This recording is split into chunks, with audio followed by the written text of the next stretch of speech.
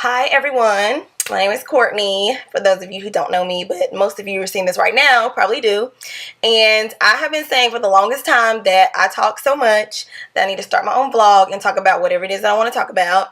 And if you want to listen, you can listen. If not, then that's your loss. Anyway, no, I'm joking. But I do want to give a thank you to the homies Trey and Antoine for giving me some feedback on what I should talk about. I don't know where all my homegirls are, all my girlfriends who, we meet up and talk about random stuff. They didn't comment about what I should discuss, but if you are looking, feel free to leave your comments on my Facebook page if you're my friend, or Instagram, or tweet me or whatever about what you want to talk about, because everybody that knows me, they know I'm very opinionated and I can talk for days. So we're going to get right into it. The first topic I was given was why. I don't know if he meant why do men cheat, or what do I think about open relationships. Number one, ain't nothing in my relationship need to be open but legs if it's that time, but that's beside the point. Anyway, me personally, I don't I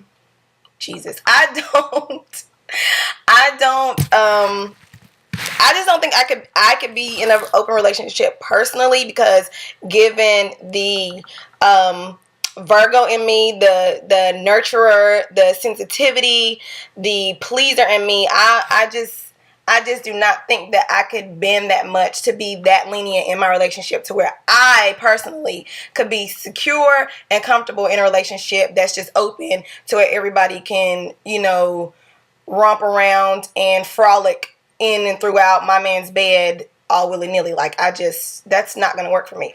But some people, and I've met people personally that this works for them and they love it, but I feel like both parties involved, like the main parties, the people that are in this somewhat committed relationship, have to be secure, and both of them have to want the same thing, because you just can't get into a relationship and one person wants it to be open and then the other person is kind of like and then when it comes down to it, it's just going to be this constant headbutting, and it's just not going to work. And that's not a relationship that I can see anybody wanting to be in, when you're not at one and your ideals and your values are not adding up. Excuse me. So Trey gave me two articles to read. The first one was from Huffington Post, and it was just titled "Why Do Men Cheat?"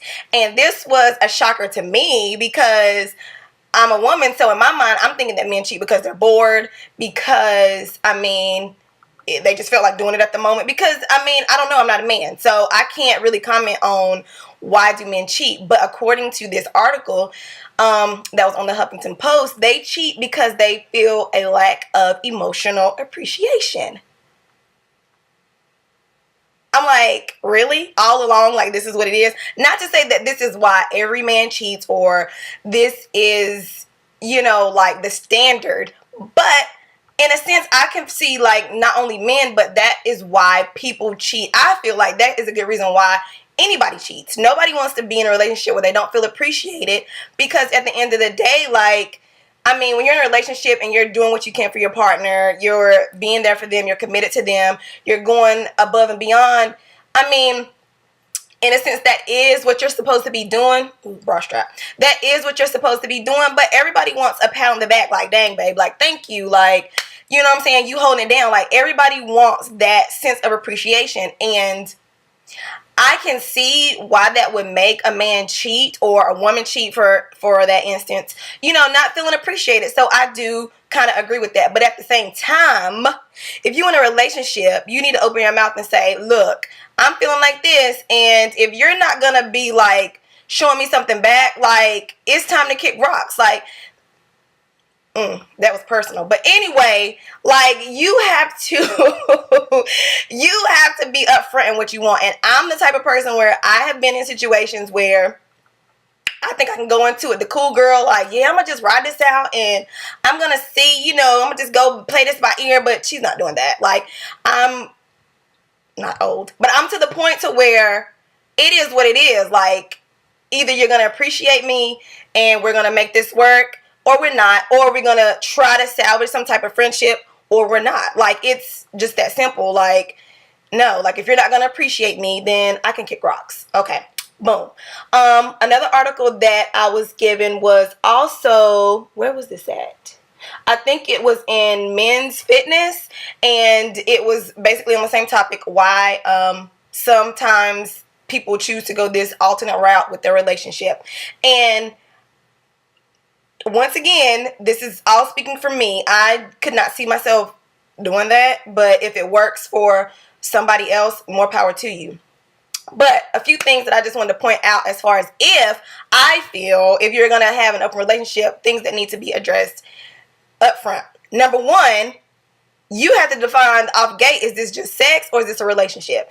Because at a certain point, when you kind of jump into that relationship sector, there are certain rules and regulations that need to be followed, or this is not a relationship. If this is just sex, then, you know, there are also certain rules and regulations that need to be followed. If this is a relationship, we need to be doing relationship things outside of just the bedroom. Like, we need to be in a full-blown relationship, okay? You don't need to be trying to appear single when you're not single, because a lot of y'all be doing that. Instagram, I see y'all, and you would never know that you had no girlfriend, but then all of a sudden this girlfriend pop up. Like, where was she at? Like, where did this come from? Like, if you're in a relationship, not to say that you need to put your relationship on blast, because I don't believe in that either, but it needs to be known. I mean, you don't have to like flaunt it, because I feel like that's a problem too. Like, just TMI, like way too much sharing goes on social media. But I mean, there's no reason for you to have been in a committed relationship for years and nobody know. Like, come on, like, somebody knows. Like, who are your friends? Like, do you go somewhere? Like, do you hang out? Whatever. So I feel like that needs to be defined before you can move on. Like, are we together or is this just sex? Because if this is just sex, then it doesn't matter about the relationship. Boom. Next point. I am not what am I trying to say? I'm not a oppressive, what is the word I'm looking for? Hoverer or any of that type of thing. But if I like you, I'm going to be jealous. Like, let's just get that out there. Sorry, I am.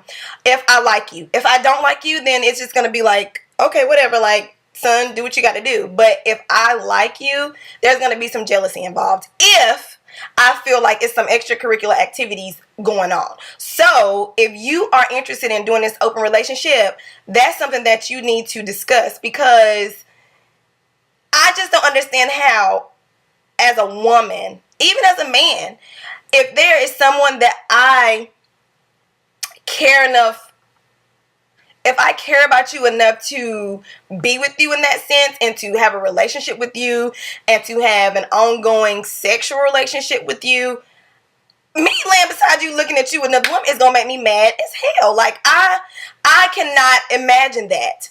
Like, somebody that I'm in love with, someone that I'm planning to spend my life with, I do not want to see you knocking somebody else's boots. Like, she does not want to see that, okay?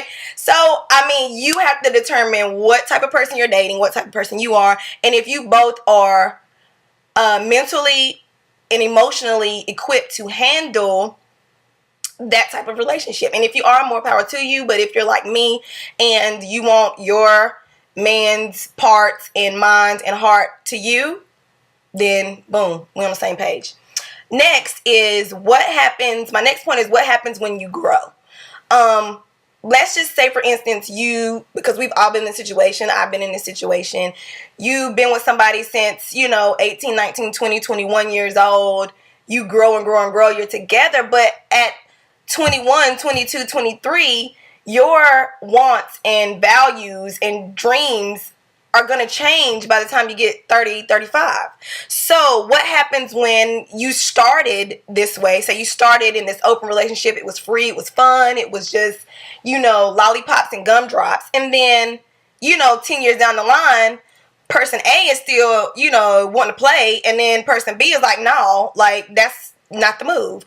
What happens then? Because, eventually everybody's going to grow. Everybody's going to evolve. And I feel like in a relationship, in any type of partnership, those two individuals have to be growing together. So that's my thing. How would that work when we're humans? We're constantly evolving, changing beings. So what's going to happen when what was good for the goose is no longer good for the gander? How is that going to work?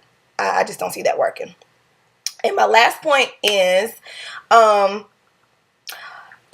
feel like in an open relationship, if you are doing it, you have to determine, are you doing this because you want to satisfy your partner, or you're doing it because you're just getting satisfied? Because, let's just say, for instance, as a woman, this is something that my man wants to do, and I'm just going to go along with it just to satisfy him. But what about my needs? Like, how is this making me feel on the inside? Like, how does this make me feel knowing that I'm sacrificing maybe something that I don't really want to do, all for his benefit? Like, what about me? So I feel like those are things that, you would have to address, those 5 things, before you consider getting in an open relationship, or even if you're in one and you feel like getting out of it. I feel like those are things that you would need to address on being in an open relationship. So, okay, moving on. Next topic.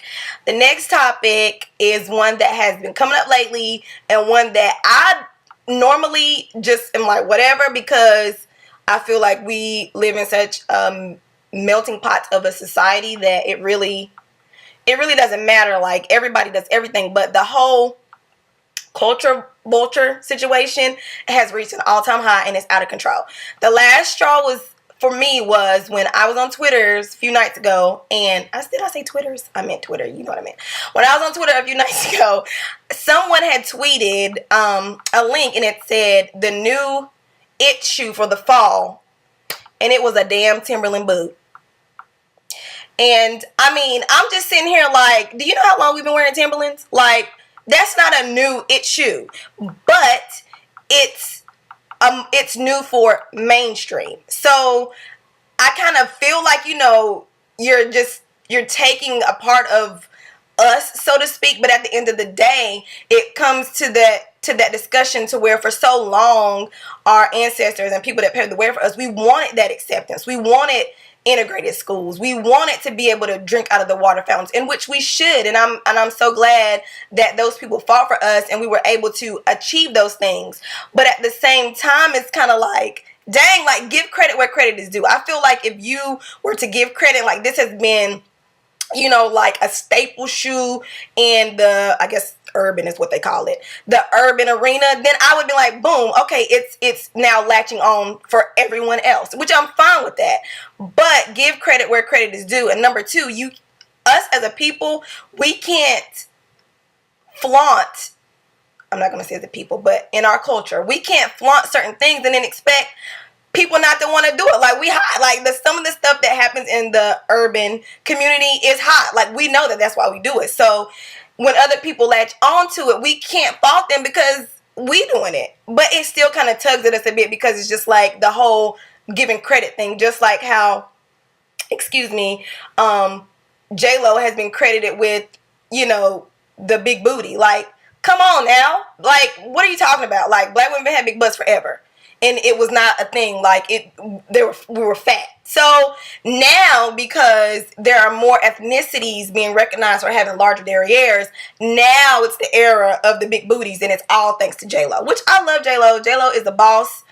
She is fine as hell, and I hope to God I'm still cute when I get 45 or however old she is.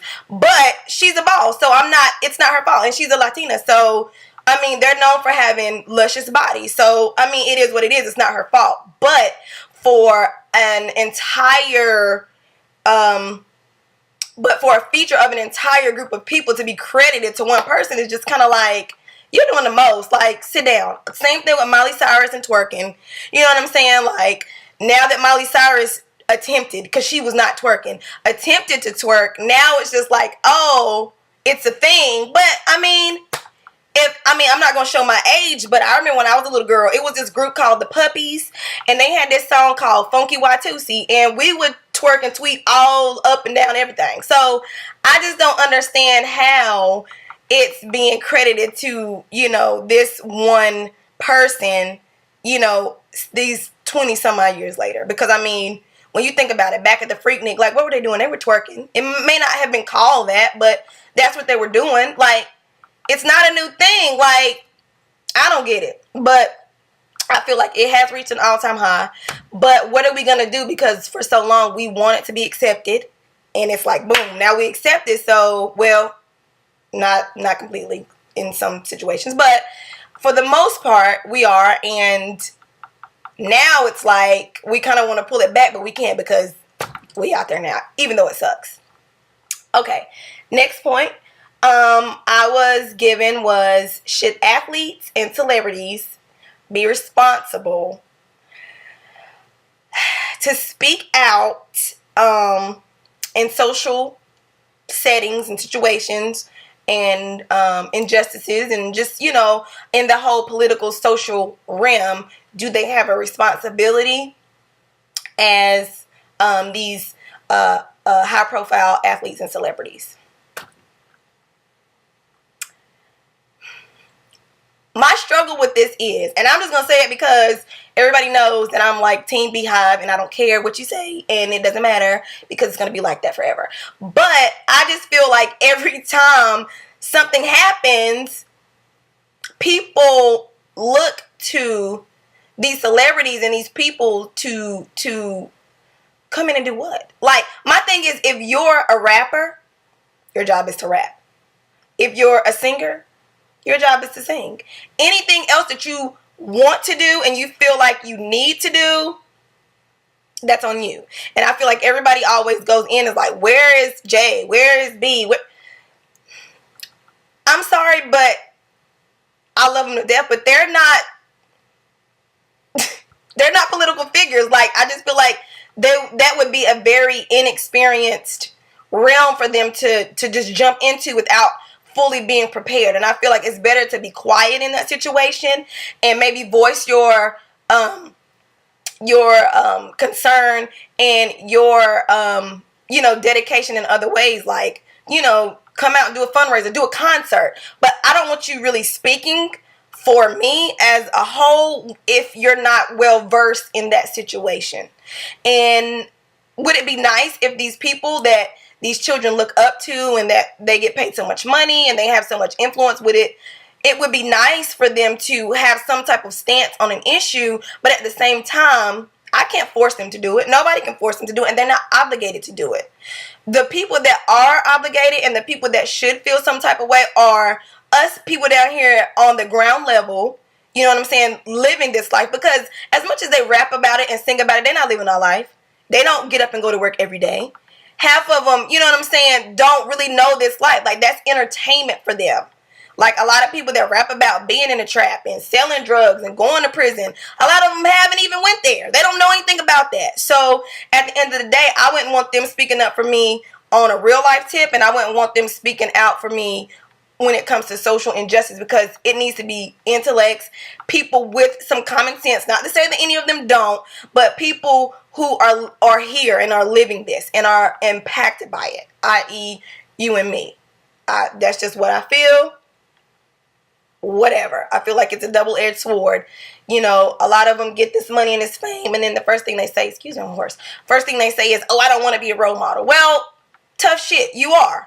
I mean, you know what I'm saying? That's like Barack saying, I don't want people to try to talk to me and take pictures of me and watch me. Sir, you're the president of the United States. Yeah, we're going to watch you. We watched all of them. Like, I mean, you know, and he's not one of the people who do that, but I'm saying a lot of celebrities do that, and they don't want that responsibility, and it's fine, but you still have to be cautious of your moves and how you're operating in everyday life, because the eyes are always on you, and that just comes with the territory. So that's my spiel on that. Okay, what else do I want to talk about? Oh, someone told me to talk about the Ferguson shootings and the St. Louis PD. Wait a minute, because hold on, my computer's about to die. Tragic. Yeah, speak about like the Ferguson shootings and the St. Louis Police Department and how they just all the way off the damn chain. But it's just a tough situation for me to really talk about because I don't want to get upset, but I just feel like somebody has to be accountable. And my one of the things that I saw tweeted that really, really stood out to me was when someone had tweeted and said, well, who is policing the police? Like, who's policing the police? Because I feel like a lot of times police get this attitude like, dude, do you forget that we pay your salary? You don't pay me. You're paid with tax money. Like, I pay you. And I feel like police sometimes forget, law enforcement, they forget that you are working for us. You're not working against us. Like, you're supposed to be working for us. And at the same time, although it's wrong, and although it should not be this way, we have to be more, we have to be more vigilant and aware of our situations. We have to teach our sons, to be on guard with these situations because it's unavoidable. It's unavoidable. And as much as people don't want to admit it and they don't want to address it and they want to sweep it under the rug, race still matters in 2014. It still matters. Like, you can't tell me it doesn't matter. It still matters. If it did not matter when you fill out job applications, when you are given surveys, it would not ask you if you were black, white, red, green, orange, or blue. It wouldn't ask you if it did not matter. It shouldn't, but it does. It matters. And I feel like it's always the innocent, it's always the person on the opposite end having to prove themselves innocent instead of the other way around. You're supposed to be innocent until proven guilty. But I find a lot of these young guys that are being killed and murdered, because that's what's happening. They're being murdered by the police. I feel like it's always their character on trial, even in death. Like Trayvon Martin. It was so hard for me to watch that coverage of Zimmerman's trial, because the whole time Trayvon's character, this murdered boy, his character was on trial. I'm like, he is no longer here. So why are we discussing his traits and attributes when clearly he was the one who got killed? Like, he's not on trial. You're on trial. You know what I'm saying? Like, it bugged me because I feel like a lot of the times these young guys are guilty until proven innocent, and that's not the way it's supposed to be. It's just not. And until, we take a stand and stop just tweeting about it, nothing is going to change. Like, we have to make it known with nonviolence. And I know that, everybody gets upset and everybody wants to fuss and fight and riot. But when you think about it, like, the places that you are rioting are black neighborhoods. Like, you're tearing down your own neighborhoods. That's counterproductive. Like, that makes no sense to me. Why do you want to riot in your own neighborhood? Like, no. Like, come on. Like, no. That's crazy. So, my thing is, I feel like everyone, once you commit a crime, and Officer Darren Wilson committed a crime, like, you killed an unarmed person for no reason, I feel like you should be held accountable regardless of whether you have on a badge, whether you have a cross around your neck and a white collar. If you commit a crime, you committed a crime. Like, point blank, period. And I just feel very, very, very bad for his parents and all the people in that community and all the other countless numbers of young blacks that have been slain and no justice has been served. So that's my spill on that. I don't really want to get into it and start throwing out all kinds of stuff because I'm not an expert. But from the things that I was shown, and via really CNN is really the only place that I really look at stuff, and like MSNBC, because I mean, let's be real, other networks are just not what's up, because no, that's really the only place that I look at, info. And from what I'm seeing, and what everybody has seen, it's an overwhelming amount of evidence that is against Darren Wilson, and I don't understand why he's not been arrested. Like, because the shoe was on the other foot. I mean, clearly, I would be arrested. I mean, it is what it is. Like, you shot somebody with their hands up. And then my thing is, I mean, maybe I'm wrong, and if you guys know anything about the law enforcement, or you are in law enforcement, don't you wear a vest? And like, isn't it like, shoot to stop, not shoot to kill. Like, why would you have to shoot somebody in the eye? Like, why? I don't get that. Like, why you can't shoot them in the arm? Because I guarantee you shoot somebody in the arm, they're going down. Or the leg, or anywhere in their body, they're going to go down. Like, at least for the moment. Like, you don't have to shoot somebody in the eye. But it is what it is. Like, we have to, it is what it is, and it's always been that way. And it's sad and it sucks, and I just feel for like all of these young kids, and even for myself and parents who are raising young boys in the inner city, and you know, children of color, to have to deal with this, because we shouldn't. We should all be protected under the law and under the Constitution and under, you know, our right to be free and to prosper and to grow. Like, that should be protected, you know, but it's not, and it really sucks. Okay, next topic. This is so bad, but y'all know I am like in love with fashion. I always have been, and I've just been uninspired lately. So that's why I've not really been commenting or doing anything. And I have a blog.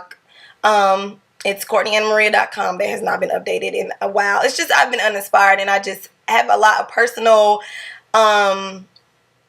feelings about a lot of things that I've seen going on, and just it's just oversaturated a little bit. So I've kind of taken a step back. But when I asked what y'all wanted me to vlog about, that texting me, that came up. So someone told me to, well, they asked me to talk about like what fashion trends that I like or what I predict, which, you know, whatever. I really don't predict or have any clue. I just know what I like, and if I like it, then that's what I'm gonna put on. And I feel like, you know, I'm not a very trendy person, because I feel like trends just come and go. I feel like if you have more staple pieces and things that you absolutely love and you can see yourself wearing for 5 or 10 more years, I feel like that's what you should buy.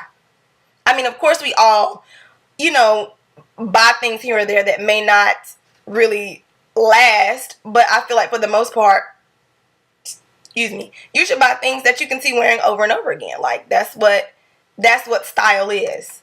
You know what I'm saying? Like, style is something that is not trendy. Like, it's something that you possess and it stays with you and it grows and develops. But see, I ain't even getting all that. But one thing that I have been seeing a lot of, and I'm really excited about because I love this color, a lot of ox blood colored garments. Like, I've been seeing it everywhere, and that's one trend, so to speak, that I feel like is going to be in for fall. Ox blood leathers. I've seen purses. I mean, trenches. I've just been seeing this color a lot, and I'm excited because it's very rich and it will last. Like, it's something that, I mean, of course it's oversaturated right now because it's like a hot color for this season, but I mean, you can keep it and just continue to wear it on and throughout. Also, another thing that I'm kind of glad, and I don't care, maybe it's the Spice Girl in me, but chunky freaking heels. I love chunky heels, and I've been seeing a lot of chunky heels out, and I didn't really keep up with any of the runways and the fashion weeks and all that because it's whatever. But upon my shopping and browsing and internet shopping, I've been seeing a lot of chunky heels lately, and which is good. It's not like super chunk, like ridiculous chunk, but I like a little chunk to my heel. So that's one thing that I can see continuing. Also, outerwear is very big again. Oversized outerwear, I've been seeing a lot of that, which I like because a lot of my stuff is oversized, because I don't know, it just gives me like a sense of this floaty, airy, it's like I'm just too posh for you and everybody else is late when I have something on that's like oversized and just like, ooh. So, oversized outerwear is still in. It was in last year and I think it's going to continue. A lot of pastels. Also, I've been seeing a lot of, I want to say, I'm predicting like a lot of like chic outfits with casual shoes, like sneakers.